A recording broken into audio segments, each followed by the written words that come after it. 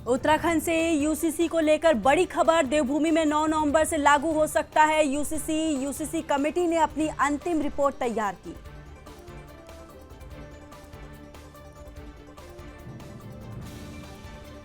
मुख्यमंत्री ने पुष्कर सिंह धामी हल्द्वानी पहुंचे। बीजेपी कार्यकर्ताओं और पदाधिकारियों ने किया जोरदार स्वागत। सीएम धामी ने कहा, सरकार प्रदेश में सशक्त भू कानून लाने वाली है।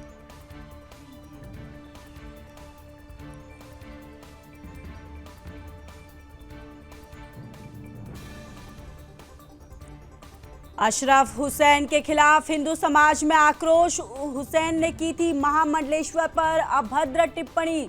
सुदर्शन न्यूज के बिंदास बोल प्रोग्राम में की थी अभद्र टिप्पणी।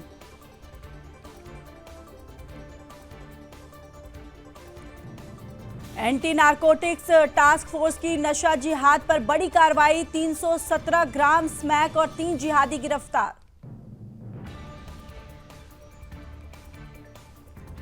देहरादून में कई जगहों में पुलिस का सत्यापन अभियान जारी। दुकानदारों और काम कर रहे कर्मियों से की पूछताछ। बिना वेरिफिकेशन के काम कर रहे थे लोग।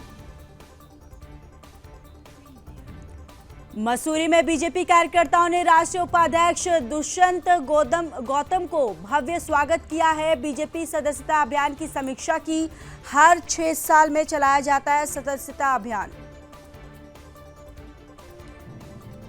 बीजेपी मंडल पूर्व अध्यक्ष मोहन पेटवाल ने राष्ट्रीय उपाध्यक्ष दुष्यंत गौतम को मसूरी की कई समस्याओं को लेकर सौंपा ज्ञापन। सर्वे ऑफ इंडिया की खाली जमीन विकसित करने की मांग की।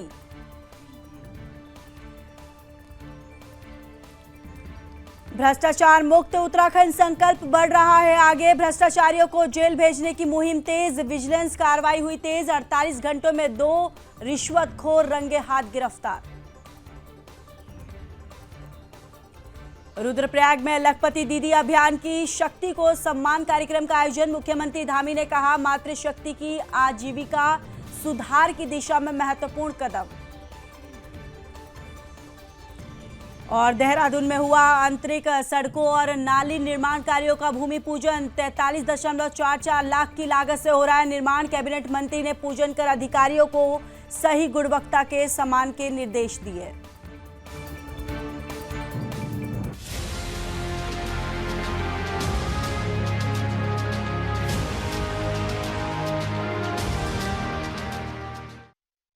चलिए बुलेटिन की शुरुआत करते हैं। बीते सोमवार को नई टिहरी कलेक्ट्रेट सभागार में जनता दरबार आयोजित किया गया, जहां जनता दरबार में अधिकारीगण जो हैं वो मौजूद रहे। और आपको ये भी बताते चले कि जनता दरबार में कम शिकायतें दर्ज की गई हैं। इस दौरान अपर जिलाधिकारी कृष्ण कुमार मिश्रा द्वारा आम जनता की शिकायतें सुनी और समाधान के लिए संबंधित अधिकारियों को उचित निर्देश दिए। अपर जिलाधिकारी को प्राप्त शिकायतें भूमि और सुदूरवर्ती क्षेत्र में पेयजल पुनर्वास और अन्य जुड़ी हुई प्राप्त हुई हैं। वहीं इस दौरान ज्यादातर शिकायतों का निस्तारण के लिए संबंधित विभाग को निर्देश दिए गए, ताकि आम जनता की शिकायतों का समय पर निस्तारण हो सके।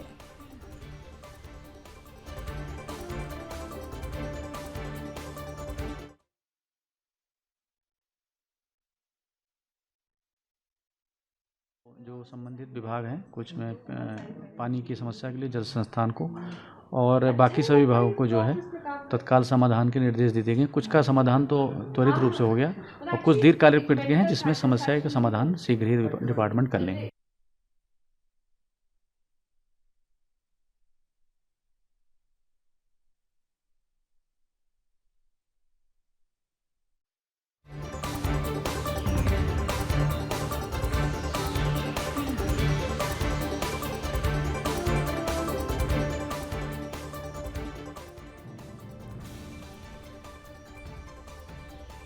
खबर विकासनगर से है। आपको बताते चले कि महिलाओं के साथ छेड़छाड़ के मामले तो अक्सर सामने आते ही रहते हैं, साथ ही मंचलों की पिटाई भी आम बात हो गई है। लेकिन विकासनगर कोतवाली क्षेत्र में एक ऐसा मामला सामने आया है कि जिसमें महिलाएं पुरुषों और युवाओं को छेड़ रही थी।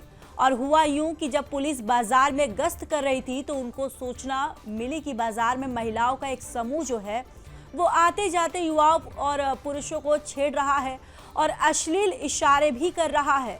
पुलिस ने सूचना पर जांच पड़ताल की तो सच में आधा दर्जन महिलाएं आने जाने वाले युवाओं के साथ छेड़खानी और अश्लील इशारे कर रही थी, जिस कारण वहां से गुजर रहे राहगीरों को भी काफ़ी परेशानी का सामना करना पड़ रहा था।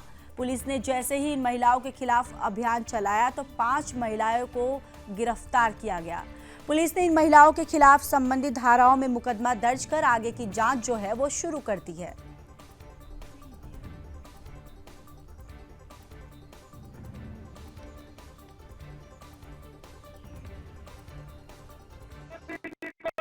नगर बाजार में सड़क सरेआम पर अश्लील हरकतें करने के क्रम में आज 5 महिलाओं को गिरफ्तार किया गया। उनके प्रति वैधानिक कार्रवाई की जा रही है और यही था कि वो अवैध रूप से कार्य कर रही हैं, तो इसी संबंध में हमारे द्वारा ही कार्रवाई की जा रही है।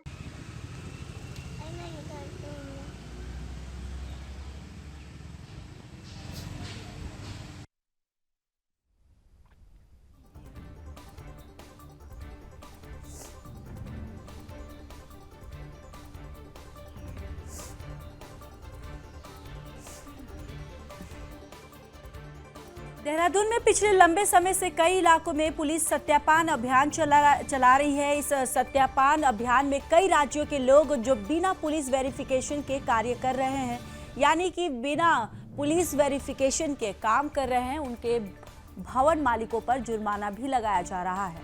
इसी के तहत राजधानी देहरादून से सबसे भीड़ भाड़ और व्यस्ततम बाजार पलटने में और बाजार में पुलिस ने सत्यापन अभियान चलाकर दुकानदारों और वहां पर कार्य करने वाले कर्मियों से पूछताछ की।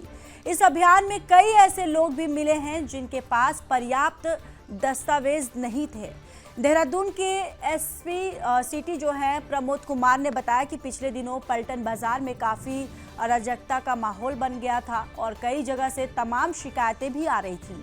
ऐसे में पुलिस ने वेरिफिकेशन ड्राइव चलाया है और तमाम लोगों पर कार्रवाई की है। अब वहां पर माहौल काफ़ी अच्छा है और सभी दुकानदारों को भी यहां पर निर्देश दिए गए हैं कि वो अपने पास जो भी कर्मचारी रखें उनका पुलिस से वेरिफिकेशन ज़रूर करा ले, नहीं तो उनके ऊपर जुर्माना लगाया जाएगा और सख्त उन पर कार्रवाई भी की जाएगी।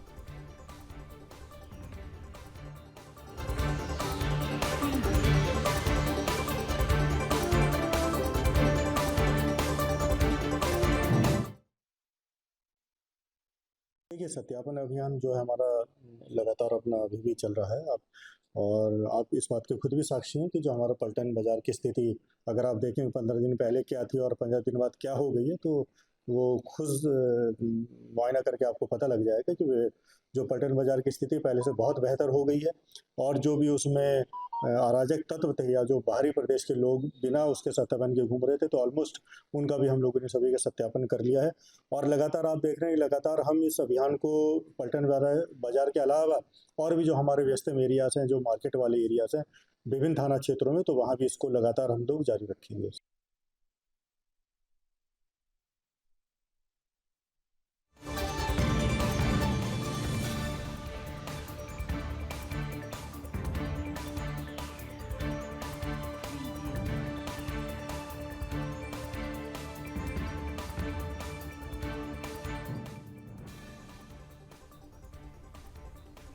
बीजेपी के राष्ट्रीय उपाध्यक्ष और उत्तराखंड प्रदेश प्रभारी दुष्यंत गौतम का मसूरी में बीजेपी कार्यकर्ताओं ने फूलों का गुलदस्ता और शॉल देकर स्वागत किया। इस मौके पर राष्ट्रीय उपाध्यक्ष दुष्यंत गौतम द्वारा मसूरी और आसपास के क्षेत्रों में बीजेपी द्वारा चलाए जा रहे सदस्यता अभियान की समीक्षा की गई।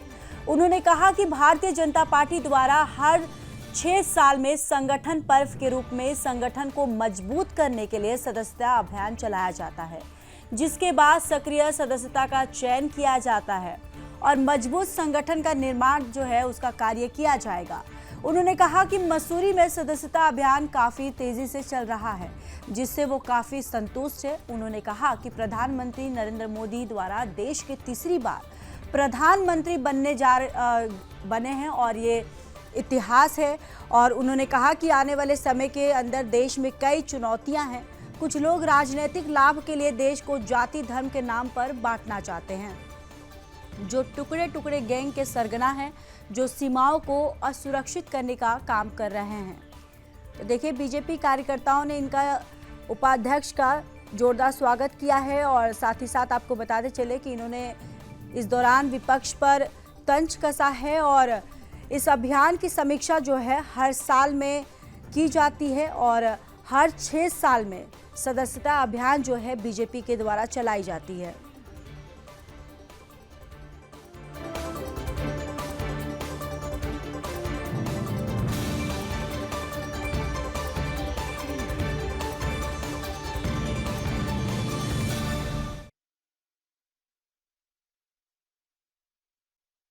आज अच्छा लग रहा है कि मसूरी के अंदर हम बैठे हुए और मसूरी के अंदर जो सदस्यता अभियान चल रहा है वो अपने जो उन्होंने टारगेट लिया उस टारगेट को पूरा कर रहा है और लगातार कार्यकर्ताओं में बड़ा उत्साह दिख रहा है। और मुझे लगता है ये कार्यकर्ता जो एक सदस्य ने एक सैनिक के रूप में अपने आप को आगे बढ़ाने का काम कर रहे हैं। जो मोदी जी का संकल्प है 2047 में विकसित भारत देना, उसके लिए सब कार्यकर्ता मिलकर भारतीय जनता पार्टी को मजबूत करने का काम करेंगे। देखिए, ये सरकार एक अद्भुत सरकार है, तीसरी बार देश का प्रधानमंत्री बने हुए। एक रिकॉर्ड है कि आज तक कोई तीसरी बार प्रधानमंत्री नहीं बना है, खाली मोदी जी ही बने हैं। जवाहरलाल नेहरू का आप उदाहरण दे सकते हैं, लेकिन जवाहरलाल नेहरू अनुकूल परिस्थिति में थे, उस समय देश आज़ाद हुआ था, तो सब समझते थे इन्होंने आज़ाद कराई है। लेकिन देश के प्रधानमंत्री अनेकों चुनौतियाँ स्वीकार करते हुए देश के टुकड़े टुकड़े गैंग वालों की अनेकों चुनौतियाँ उनके सामने आई, उसको भी स्वीकार उन्होंने किया।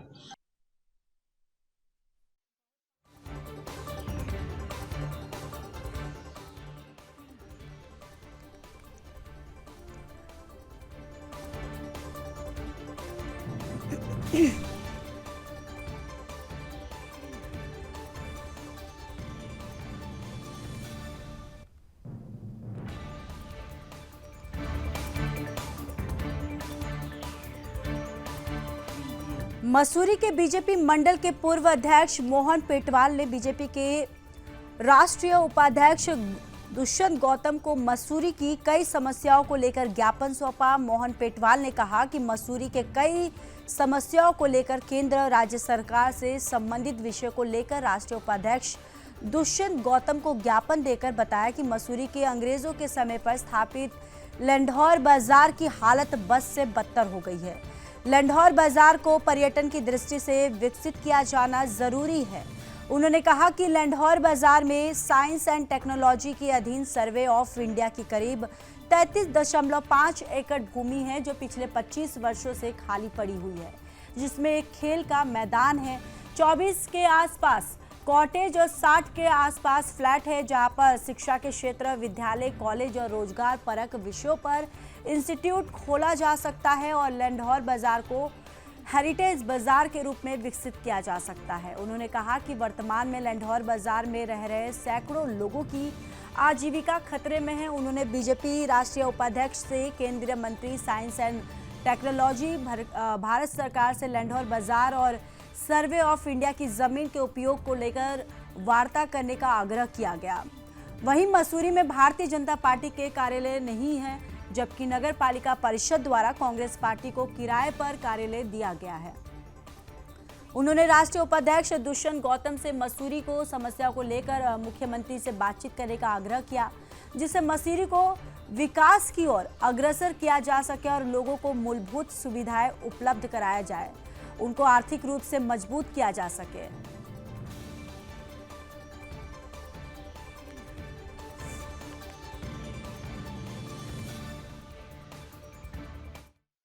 हमारे राष्ट्रीय उपाध्यक्ष और उत्तराखंड के प्रभारी श्रीमान दुष्यंत गौतम जी यहाँ पर आए थे और रात्रि विश्राम उनका यहाँ पर था। अभी उन्होंने एक संगठन की बैठक भी ली। उसी संदर्भ में भाजपा मसूरी मंडल द्वारा एक ज्ञापन भारत सरकार से संबंधित चीज़ें हैं, उनको जो है हमने उनको एक लिखित में जो है 3 पत्र दिए हैं। एक में जो हमारा लंढौर बाज़ार है, जो आप मानते हैं कि पुराना जो मसूरी था वही हमारा लंढौर बाज़ार था और आज स्थिति ये है कि लंढौर बाज़ार की हालत बहुत ख़राब हो गई है। वहाँ पर जो सर्वे ऑफ इंडिया का जो पार्टीज़ रहती थी, जो ministry of science and technology Bharat सरकार के स्वामित्व में है, वहाँ पर जो है लंबे 25 सालों से वहाँ पर कुछ भी नहीं है। वहाँ पर लगभग 33.5 एकड़ लैंड है, वहाँ पर एक बड़ा खेल का मैदान है, वहाँ पर जो है 24 के आसपास कोठियाँ हैं, 60 के आसपास फ्लैट हैं, जो लगभग 25 सालों से जो है खाली पड़े हैं।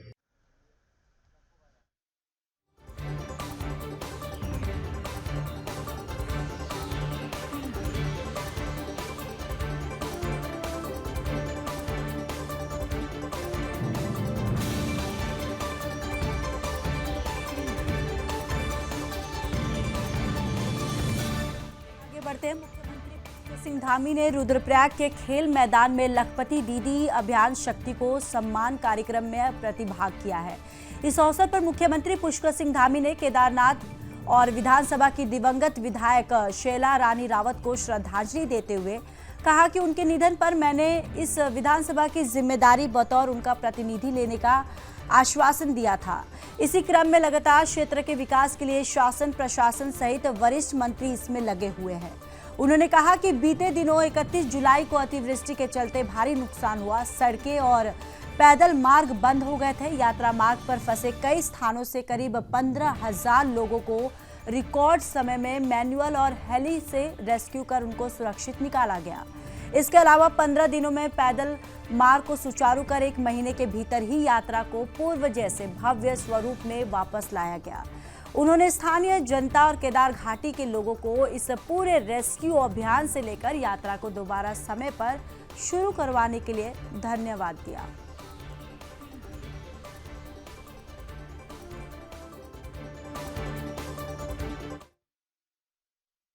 सब मिलाकर लगभग 190 करोड़ से ज़्यादा की योजनाओं का यहाँ पर लोकार्पण और शिलान्यास किया गया है और बहुत सारी योजनाओं की स्वीकृति प्रदान की गई है।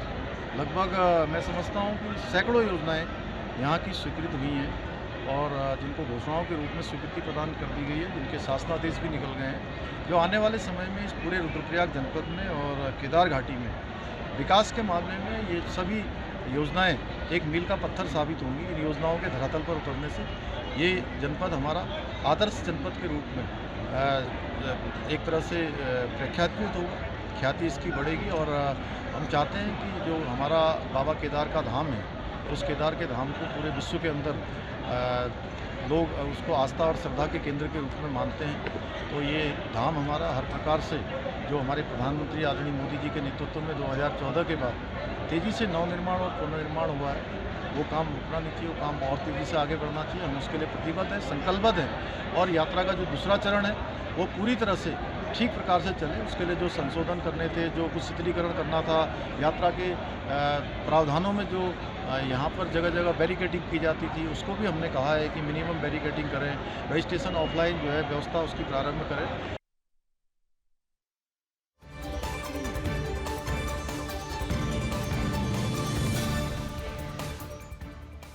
देहरादून के किशन नगर वार्ड नंबर 12 में कैबिनेट मंत्री गणेश जोशी ने मसूरी देहरादून विकास प्राधिकरण के 43.44 लाख की लागत से 1.5 किलोमीटर लंबाई के आंतरिक सड़कों और नाली निर्माण के कार्यों का भूमि पूजन किया।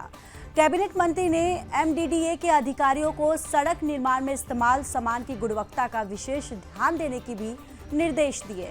कैबिनेट मंत्री ने कहा कि विश्व के सबसे लोकप्रिय नेता प्रधानमंत्री मोदी का सबका साथ, सबका विश्वास और सबका प्रयास के मूल मंत्र और मुख्यमंत्री धामी के नेतृत्व में जनता की सरकार जनता के द्वारे नारे को चरितार्थ करते हुए मूलभूत सुविधाओं को सुदृढ़ आने और दिशा में प्रयासरत करता है। उन्होंने कहा कि बीजेपी सरकार जिन योजनाओं का शिलान्यास करती है उसका लोकार्पण भी करती है। उन्होंने कहा कि विकास कार्य जो है वो एक निरंतर प्रक्रिया है। उन्होंने क्षेत्रवासियों से सरकार के किए जा रहे विकास कार्यों की देखरेख करने की भी अपील की। कैबिनेट मंत्री गणेश जोशी ने एमडीडीए के अधिकारियों को समय के भीतर निर्माण कार्य जो है उसे पूरा करने के निर्देश दिए। इस अवसर पर मंडल अध्यक्ष प्रदीप रावत, वर्तमान पार्षद नंदिनी शर्मा समेत कई लोग जो है वो मौजूद रहे।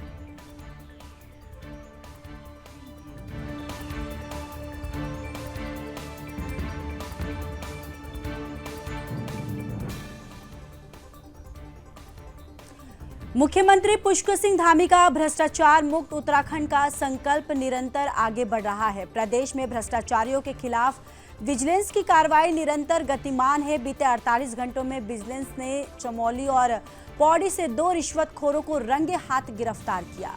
इससे स्पष्ट दिखता है कि मुख्यमंत्री ने प्रदेश में भ्रष्टाचारियों को जेल भेजने की मुहिम तेज कर दी है। शनिवार को विजिलेंस टीम ने पौड़ी जिले के अगरोड़ा क्षेत्र में राजस्व निरीक्षक कैलाश रवि को 15,000 रुपये रिश्वत लेते रंगे हाथ गिरफ्तार किया। इस घटना के तुरंत बाद रविवार को चमोली जिले के कर्णप्रयाग क्षेत्र के बीते 48 घंटों में विजिलेंस द्वारा लगातार 2 बड़ी गिरफ्तारियां से मुख्यमंत्री धामी के भ्रष्टाचार मुक्त उत्तराखंड की मुहिम और तेज हो गई है। आपको ये भी बताते चले कि मुख्यमंत्री पुष्कर सिंह धामी ने पहले दिन से ही भ्रष्टाचारियों को सख्त चेतावनी दी है। आम जनता की भ्रष्टाचार से संबंधित शिकायतों को सुनने के लिए राज्य में भ्रष्टाचार मुक्त ऐप 1064 को भी लॉन्च किया गया है और प्रदेश में हर छोटे बड़े सरकारी दफ्तरों में भ्रष्टाचार मुक्त ऐप को और उसके पोस्टर जो है वो लगाए गए हैं, जिससे लोगों में जागरूकता पैदा हो सके।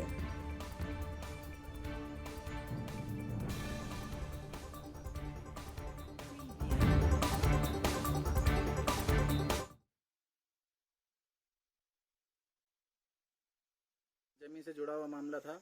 नौगांव का क्षेत्र है, पौड़ी गढ़वाल के समीप ज्वालपा देवी सेरा के नज़दीक। तो ये ज़मीन से मामला जुड़ा है।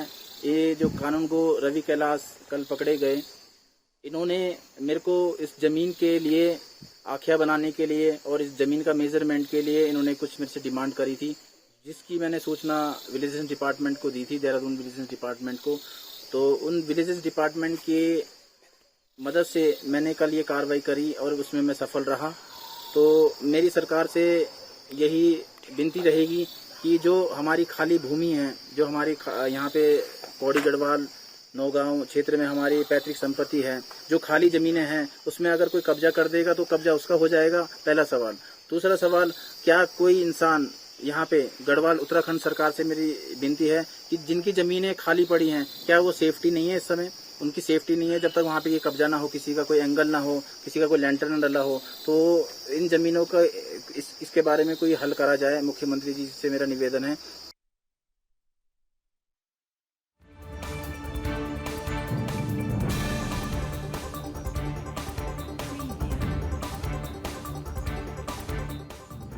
श्री कुंजापुरी पर्यटन विकास मेले में जहां खेल कूद और सांस्कृतिक कार्यक्रम में रौनक बढ़ा रहे हैं, तो वहीं कई विभागों के लगाए गए स्टॉल भी मेले के आकर्षण के केंद्र बने हुए हैं। आपको बताते चले कि महिला सहायता समूह ने मेले में मिल्टेस के व्यंजन, हैंडीक्राफ्ट और स्वेटर, शॉल, पंखी, दस्ताने जैसे गर्म कपड़ों के स्टॉल लगाए और साथ ही लोगों को बताया जा रहा है कि किस तरह स्वावलंबी बना जा सकता है। मेले में आयुर्वेदिक विभाग ने भी स्वास्थ्य शिविर लगाया गया, जहां लोगों को शल्य नाड़ी और पंचकर्म चिकित्सा की दवाइयां निःशुल्क उपलब्ध कराई जा रही हैं। इसके साथ ही कृषि विभाग ने मेले में आए किसानों को निःशुल्क कृषि यंत्र वितरित किए हैं और मेले में लगे स्टॉलों से लोगों को कई विभागों की जानकारियां दी जा रही है। इस तरह से कह सकते हैं कि जहां एक और लोगों को मेले में लगाए गए स्टॉलों से कई विभागों की जानकारियां मिल रही हैं, तो वहीं दूसरी तरफ लोग अपनी आवश्यकताएं की जो चीज़ें हैं वो भी खरीद रहे हैं। इसके साथ ही लोग स्वास्थ्य शिविर में जाकर अपनी जांच करवा रहे हैं और दवाइयां भी ले रहे हैं और वहीं खूब खरीदारी भी कर रहे हैं।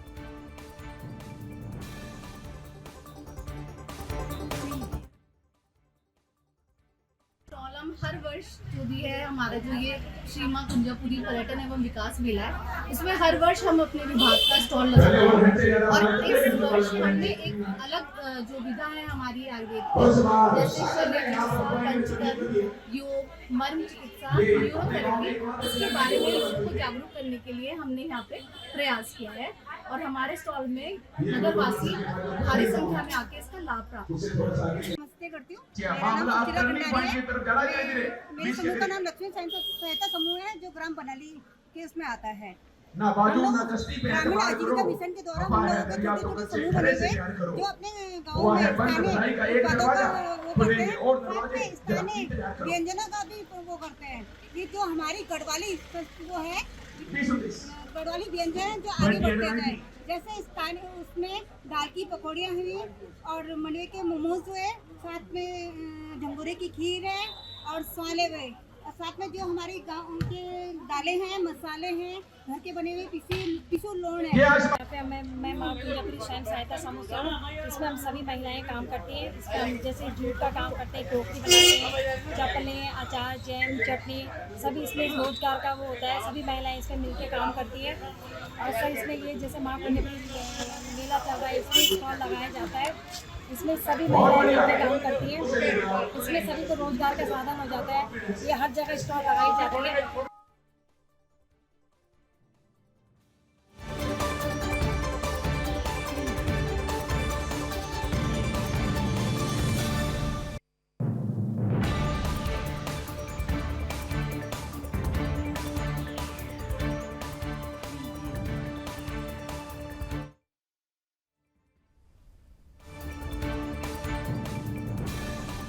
महामंडलेश्वर यति नरसिंहानंद के मोहम्मद पर दिए गए बयान के बाद नरसिंहानंद के खिलाफ प्रदर्शन करने वाले लोगों पर हरिद्वार पुलिस ने मुकदमा दर्ज किया है। आपको बताते चले कि बीते शुक्रवार और शनिवार को जिले भर में कई जगहों पर मुस्लिम समुदाय के लोगों ने यति नरसिंहानंद के खिलाफ कार्रवाई की मांग को लेकर भड़काऊ नारेबाजी की थी, जिसके बाद पुलिस ने ज्वालापुर, सिडकुल, कलियर और लक्सर कोतवाली में सैकड़ों लोगों के खिलाफ हेट स्पीच, सड़क जाम करने और अन्य धाराओं में मुकदमा दर्ज किया है। एसएसपी प्रेमचंद्र सिंह डोभाल को कहना है कि वीडियो और तस्वीरों के जरिए प्रदर्शनों में शामिल लोगों की पहचान की जा रही है। आरोपियों को चिन्हित करने के बाद कानूनी कार्रवाई की जाएगी। आपको ये भी बताते चले कि यति नरसिंहानंद ने पैगंबर मोहम्मद पर टिप्पणी की थी, जिसको लेकर मुस्लिम समुदाय के लोगों ने काफी रोष देखा जा रहा है।